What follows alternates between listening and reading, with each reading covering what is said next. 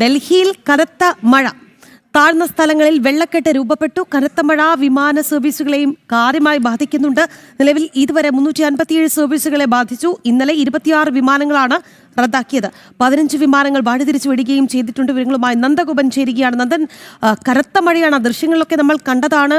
വെള്ളക്കെട്ടാണ്. എത്രത്തോളം ആശങ്ക ഉണ്ടാക്കുന്നുണ്ട് ഈ ഒരു സാഹചര്യം?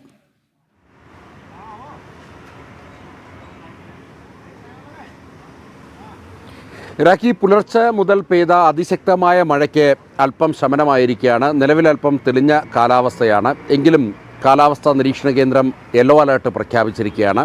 വരും മണിക്കൂറുകളിൽ വീണ്ടും മഴയ്ക്ക് സാധ്യതയുണ്ട് എന്നുള്ളതാണ് കാലാവസ്ഥാ നിരീക്ഷണ കേന്ദ്രം വ്യക്തമാക്കുന്നത്.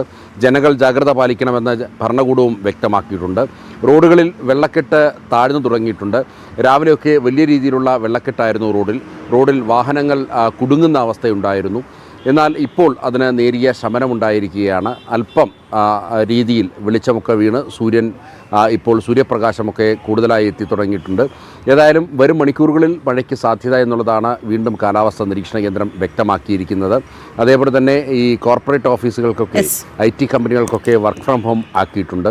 ഡൽഹിയിൽ മാത്രമല്ല, ഗുർഗാവ്, നോയിഡ അടക്കമുള്ള ഡൽഹി NCRന്റെ മേഖലയിലൊക്കെ തന്നെ രാവിലെയൊക്കെ ശക്തമായ മഴയായിരുന്നു. ശരി നന്ദൻ, രാജ്യതലസ്ഥാനത്ത് കനത്ത മഴയാണ്, അവിടെ വെള്ളക്കെട്ടാണ്, ഒപ്പം തന്നെ വിമാന സർവീസുകളെ അടക്കം മഴ ബാധിച്ചിട്ടുണ്ട് എന്നുള്ളതാണ് നന്ദൻ റിപ്പോർട്ട് ചെയ്തത്.